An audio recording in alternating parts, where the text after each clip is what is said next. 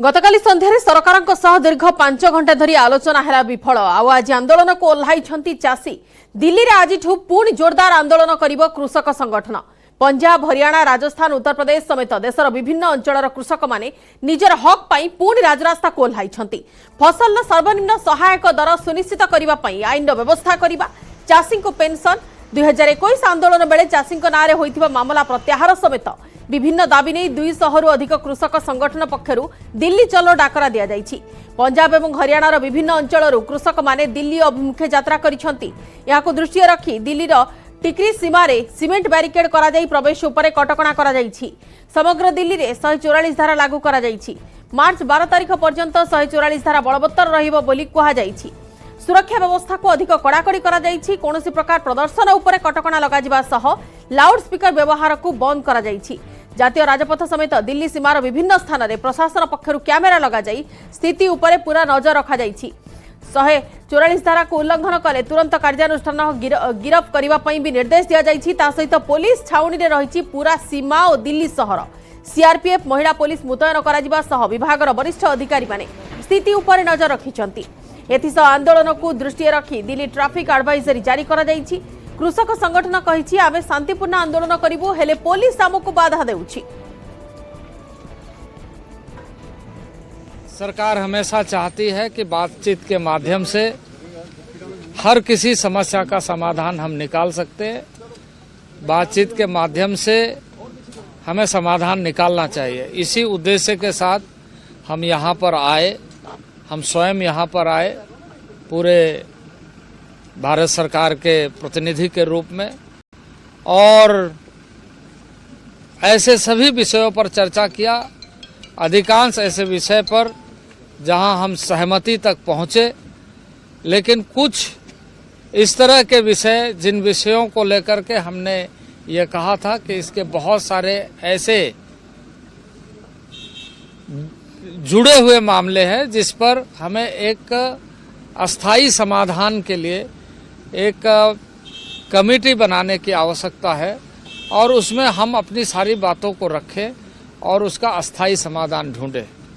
अभी भी हम मानते हैं कि किसी भी समस्या का समाधान बातचीत के जरिए हो सकता है।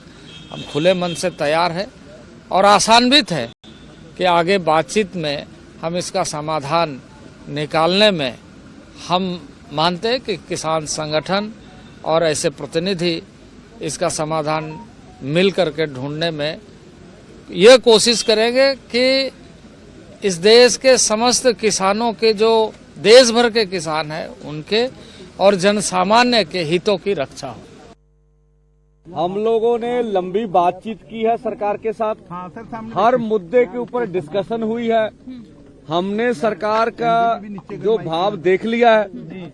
हमें नहीं लगता सरकार किसी मांग पर सिंसीरियस है। हमें नहीं लगता किसी मांग को उचित ढंग से वो पूरा करना चाहते हैं, और इसलिए तो हमने लंबा सब बातें उनसे की, हर बात पे लंबी डिस्कस की। हमारा कोशिश थी कि हम किसी किस्म का टकराव नहीं चाहते।